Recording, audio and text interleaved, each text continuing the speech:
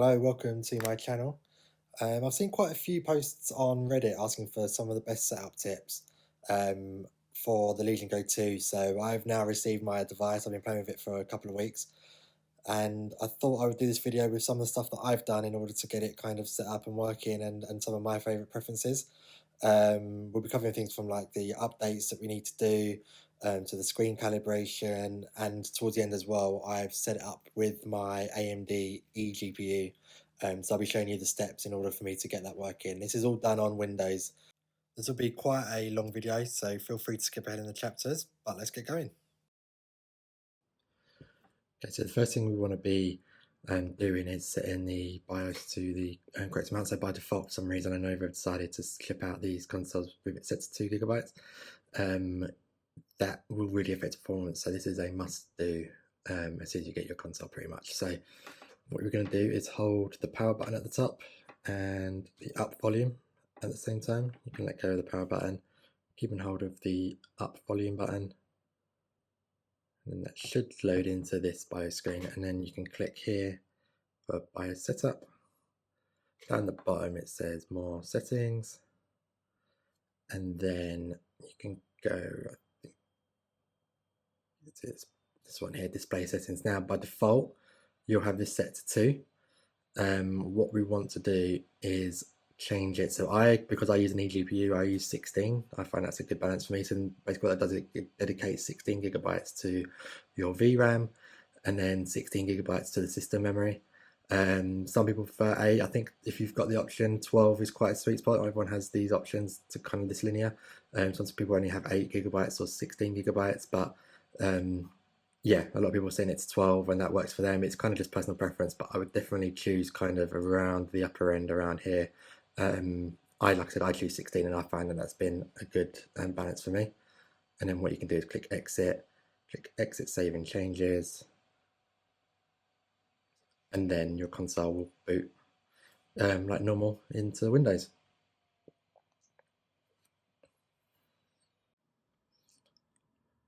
Okay, once you're in and you've all set up and logged in, the next big thing to do is updates, and there's a few different places we'd go to do updates. So first of all, what I tend to do is go to settings and do all of the Windows updates. So you can see here, and then you can click for updates. And then what this will do is basically just click a lot of the system updates, driver updates, that do it all from here. There are better driver updates which we'll go through separately later on in the video, and we'll do a DDU and I'll run through all that in order to get the latest ones from the Lenovo website. But this is a good place to start, just to make sure everything else is pretty much updated. So yeah, once this clicks for updates, let's do them all. So you can see I've got one here. We'd click download and install. You'll have probably a few more to do. And then once that's all done, you might have to restart. Once you've restarted, do the same process again. Sometimes it doesn't pick them up straight away. You probably won't see that you've got the 25H2 here, but I will go through that as well, because that's in order to get the Xbox full screen experience. But yeah, just run the updates, do them, and then we'll carry on. And then once you've done the Windows updates, the next best place to look is in Legion Space. So you can click the top left button up here to activate Legion Space. And then in settings, you can see here you've got disks and drivers, and then it's just worth checking if there's any updates here. These will be the kind of official Lenovo ones that are for Legion Space. There are some on their website which I think are newer, so again, we'll go through that. But yeah, it takes a little while to check. And then just download and install any drivers that Lenovo recommend. You can see here mine's up to date. And then once that's done, also you can come across to controller, and then you have got more, I think it is, and then come down to controller firmware update, and then check for updates. And you can see I've got no current updates, but again, just install any if they come up, and then now make sure your controllers are on the latest versions. And lastly, I tend to do the Microsoft Store. Obviously, there's a lot of bloat on here, so there's some that you might not want to do, but this is particularly good if you're going to be using the Xbox app and if you're going to be moving across to the Xbox full screen experience. But on the Microsoft Store here, you can go to downloads, you can click check for updates. And again, just you can obviously stop ones, or you can do them individually and things like that once they're up. You don't have to do them all, but I think the key ones are kind of like Game Bar, Xbox app. They're kind of the two main ones. I just let it do them all, and then I will go through this at some point and get rid of things like Microsoft Journal because I don't need that, and whatever else might be on here. But you can see you've got the Xbox app here, you've got Game Bar here, so these are kind of the key ones if you're going to be using the Xbox full screen experience or kind of like Game Pass or anything like that. But you can see they do automatically here. They can already start updating. If I didn't want to update, for example, Microsoft Journal, I can just click stop and it pauses it. So yeah, that is Microsoft Store updates. And then the last kind of set of driver updates you want to do is the ones from the official Lenovo website. So a lot of users on Reddit have reported that these are performing much better than the stock kind of Microsoft ones or the AMD ones. So yeah, what we'll do is we'll update those manually from the website. I'll show you what to do. We have to uninstall the kind of current drivers first, and then go ahead and install the new ones. This is also the way you want to do it if you're doing eGPU. We will install kind of Adrenaline software separately, but we'll go through that later on in the video. But if you are installing eGPU as well, these are the drivers that I use for the 890M chip, which is in the Lenovo Legion Go 2. So yes, to get started, we need to go to DDU, uninstaller, and then you want to go to the guru3d.com website, and then just download the correct ones that you've got. Once you've done that and extracted them, you can go into your downloads. You can go to the folder. Once, like I said, these have been extracted, just make that a bit bigger. And then you can see here you've got the display driver uninstaller. So what we'll do here is just run this process.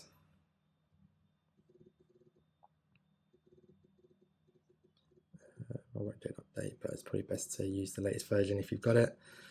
And then on the right here, you've got GPU. I'm going to use AMD, so make sure that's selected, and then clean and restart. This will take a little while. This might take 5 or 10 minutes. It will automatically restart kind of once it's done as well.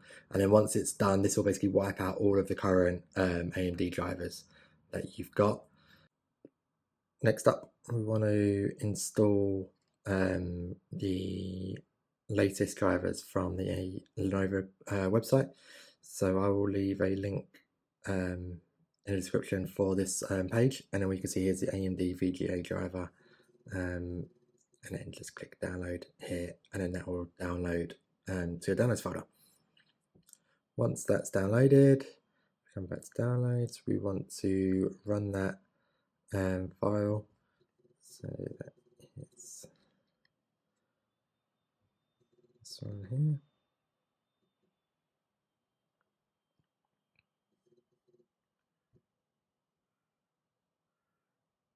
And then yeah, just run through the steps, click OK, click accept, install, and then that will do it. Again, it's definitely worth restarting if it doesn't prompt you already after these have been installed. And then we just want to basically check that we've got the AMD Adrenaline software. If we don't, we can install that manually. So that'll be next.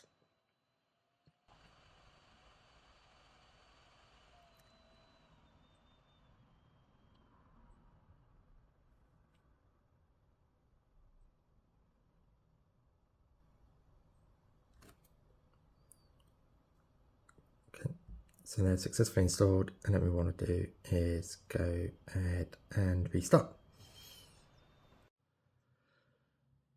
So you may notice if you right click, you should kind of have AMD Adrenaline software appear, and if you don't, like I have here, we'll have to just install that manually from the Microsoft Store.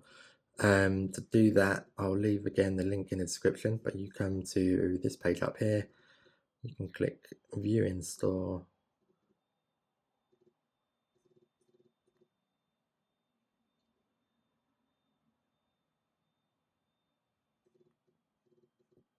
And then when that's popped up, you can click Install.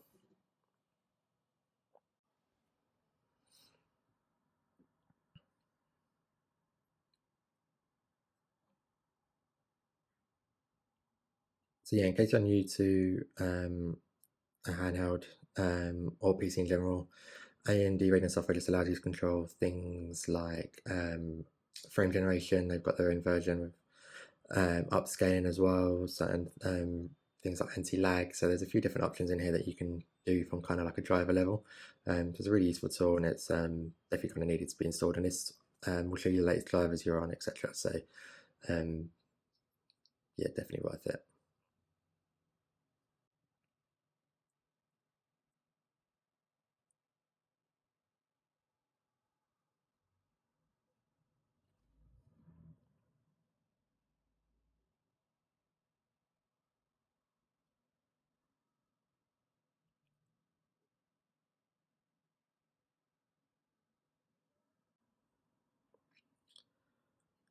Okay, now I can click open.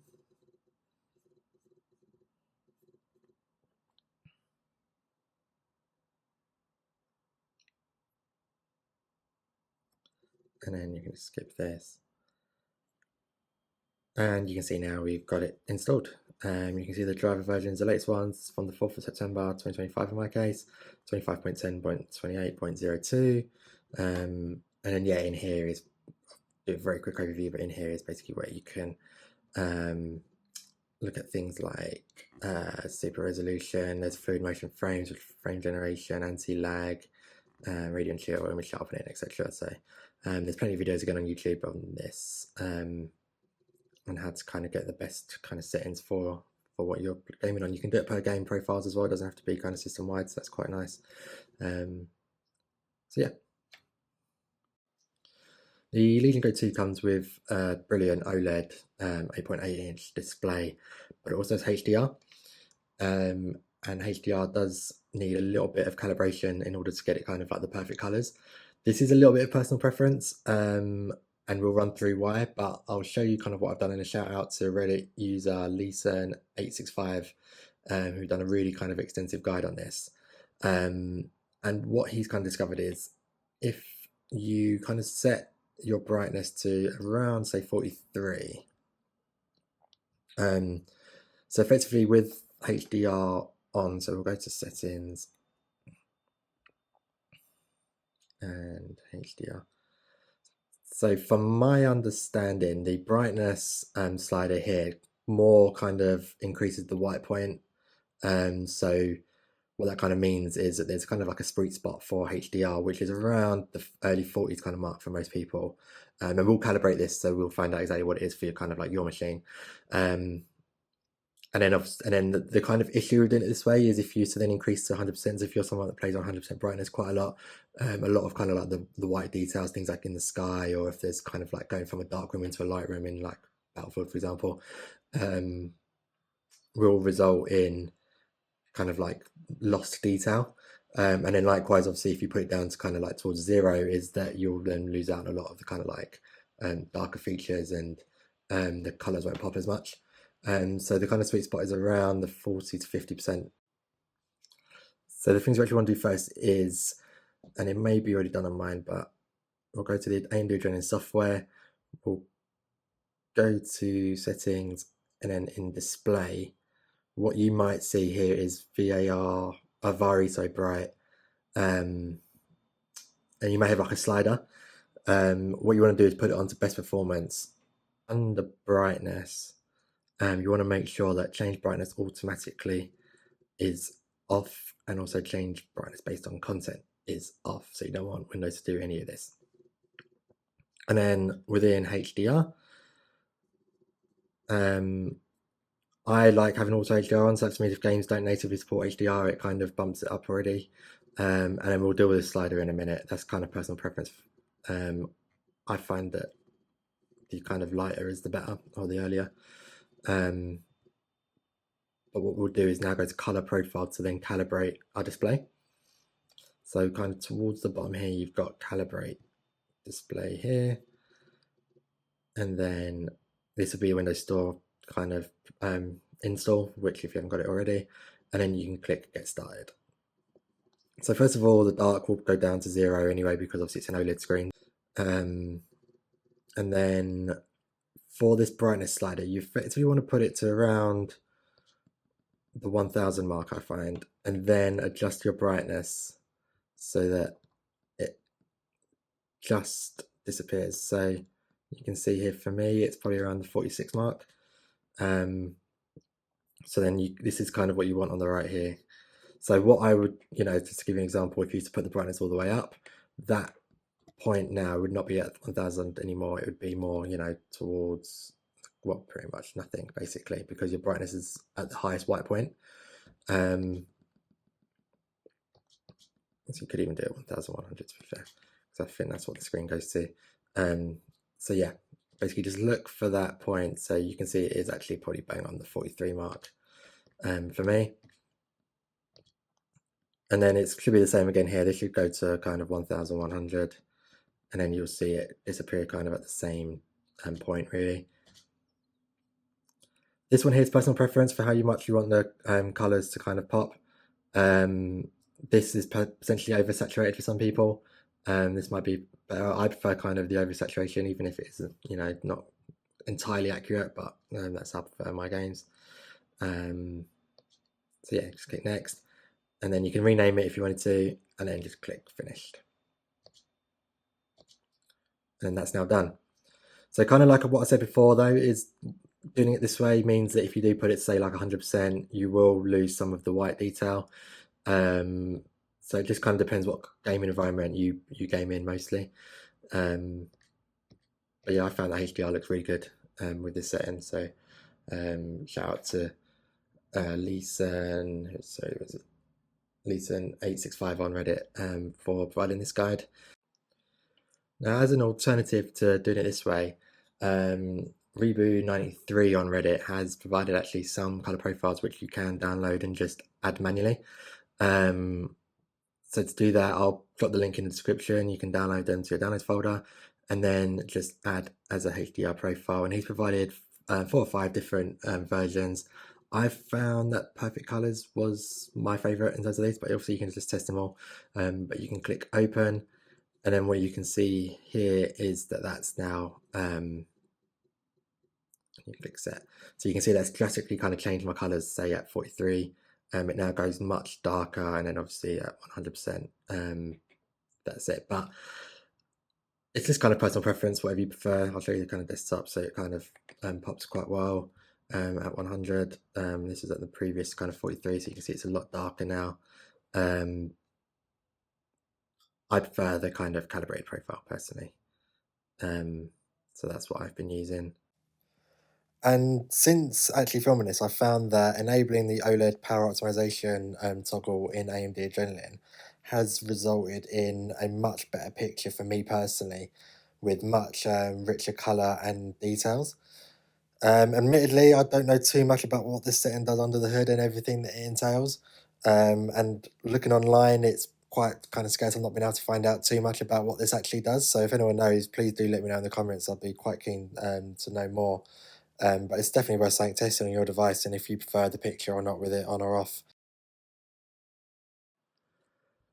Now, again, this is your personal preference. So out of the box, Lenovo Legion Go 2 ships with Windows 24 H2, I believe, which doesn't include the Xbox 14 experience. Previously, you had to join the Windows Insider program, which means moving your whole operating system onto the preview channel or the beta channel. In which case you can't actually move back to the main channel if you used to do that. You have to kind of do a complete restart of Windows, or reinstall Windows, I should say. That's now changed actually, and there is a way you can do it, which I've done it without joining the Windows Insider program.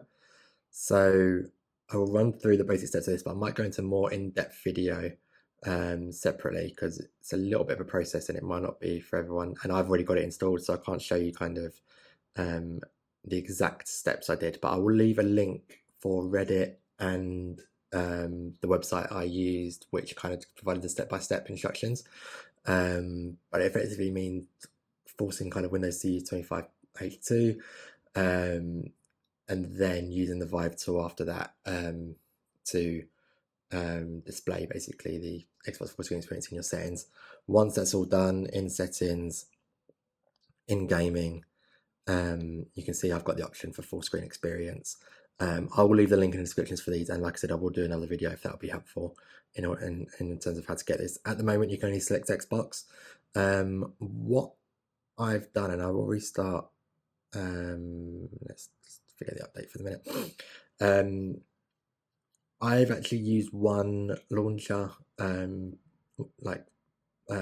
installed over the top of the Xbox app. It just provides it a little bit more of that console feel. I don't really like the Xbox app, to be honest, and this one is a good place to kind of collate all your games, and it's a much more kind of like cleaner look and feel. It also means that you can add non-Steam /Xbox /Ubisoft games, so you can just add an exe file manually and change artwork and things like that. So it's available in the Microsoft Store. I really like it. There are other platforms available. There's things like WinHanced, which is really good.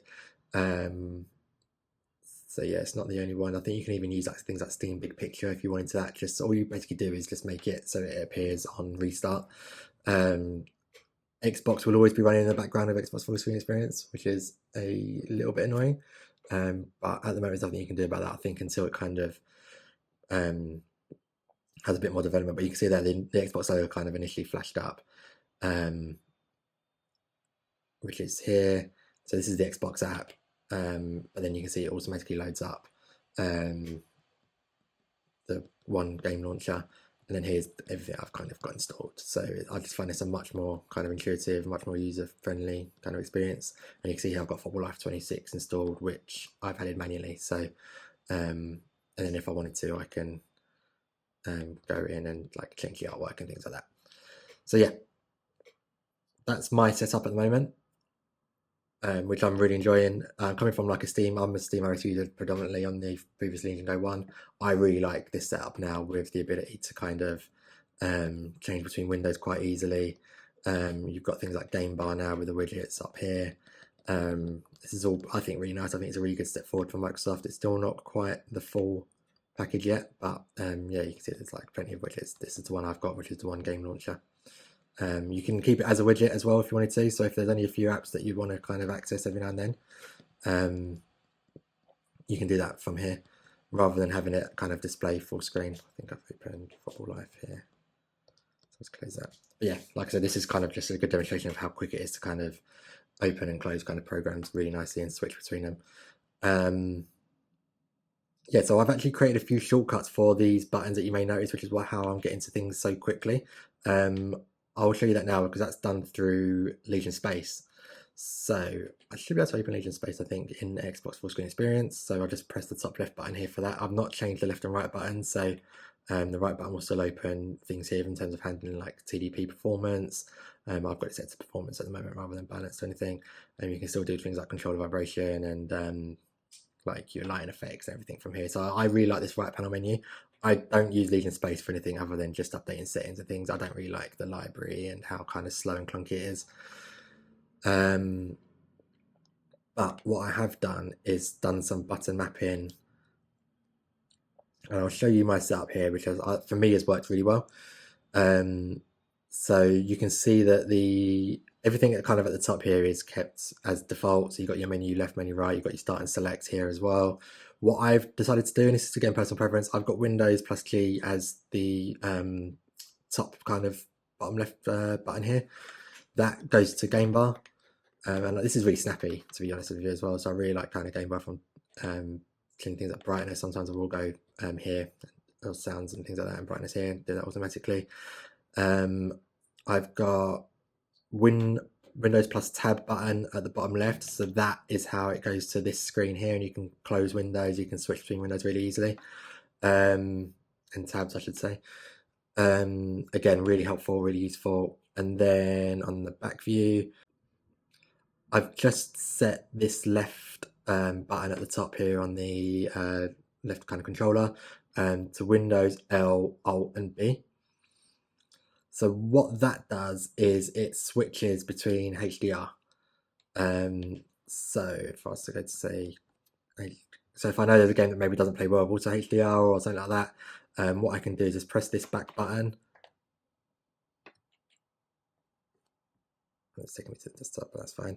And you can see the HDR is now off, and then I can press it again and HDR is now on. So that's a really useful tool. So yeah, it's kind of not the finished kind of experience, but it does make it a lot more kind of console and SteamOS like. I really like it, and actually it's kind of doing everything I need it to do. The other thing as well is it forces apps to go to kind of full screen, and that's one of the problems I've had with Windows in the past, where certain games just kind of go in a little box in the corner. I think Red Dead Redemption 2 was quite notable for that. I think I've had problems with like Rocket League in the past as well with that. Whereas now, if you load a game through the Xbox for a full screen experience, it will go full screen. So yeah, I've really liked it.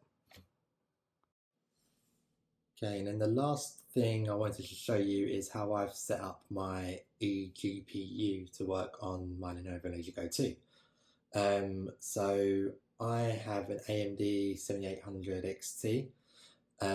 So what this does require is installing a kind of a separate version of the Adrenaline software. And then once that's kind of all installed, that then does display onto the TV, and then you can get really good boost. I've been playing Battlefield 6 recently, playing at 4K, FSR on, and I've been getting over 60 FPS on that with high settings. So I've been really impressed with it. It's been a really good experience. I'll show you a bit of Battlefield gameplay maybe once it's all set up, but let me just show you the steps that I did in order to get it working. Okay, so we'll first of all just plug the eGPU in, and then you can see now it's charging in the bottom right hand corner with the battery indicator. You can see that down here. And what we want to do is go on to the AMD website, get the kind of latest browsers, the latest drivers. So what we will do here is type in your graphics card. This will obviously be unique to what you're working with. I've got this 800 XT. And then we download the Windows 11 64-bit version. I think I used the bottom version, but you can use whichever one you prefer. Because what you want to do here is just go to your device manager.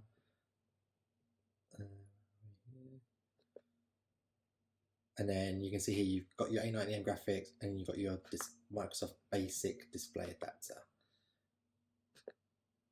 That basic display adapter will not be any good for gaming. Obviously you can see at the moment, well you can't see, but at the moment it's not going through my TV at all. So what we want to do is then just install the AMD Adrenaline software. Hopefully it works now this time.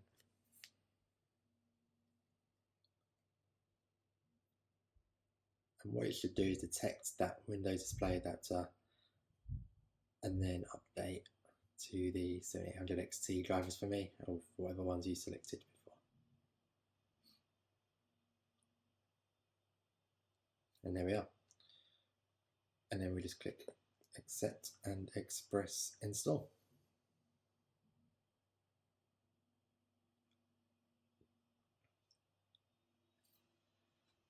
So you can see here, like it does kind of not scale great. Sometimes it will move about. Eventually it will probably go onto my TV. So I'll try and lift the camera up for when it does that. But you can see now it is installing.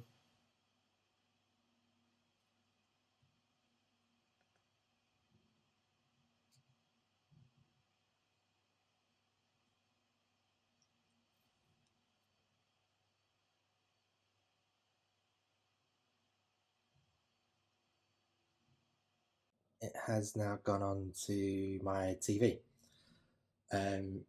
It's not the best scaling, so what you can do is right click, go to display settings.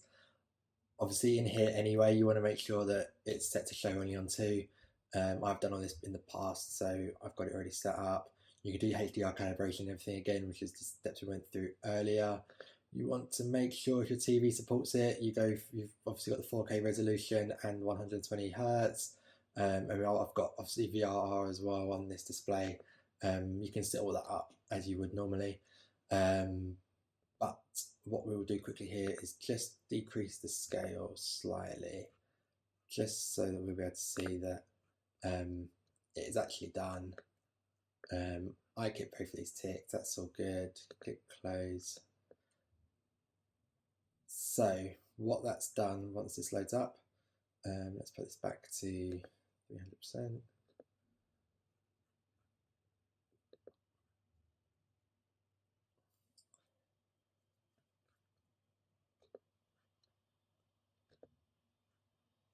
So this is all good now. So this is all done. A quick way to check, obviously it's always worth doing a restart as well before you start gaming and things, but I'm just going to quickly go in here and show you that in display, that's just, if you can see this, it's clear. You've now got, instead of the Microsoft Basic display, you've now got AMD Radeon 7800 XT. So that's perfect. But yeah, otherwise this is the complete setup. So hopefully you found this video helpful. If you have any suggestions for things that maybe I've missed or anything that you've done for your setup, let me know. I'll love to do like a follow-up video with some more tips. If there's anything you want me to test, games you want me to benchmark with this setup, with or without the eGPU, I'll drop it in the comments. I'll do my best to get around to them. But otherwise, yeah, I really appreciate a like and a subscribe. If you found this video useful, that'd go a long way for helping out this channel in the long term. But yeah, thank you for watching.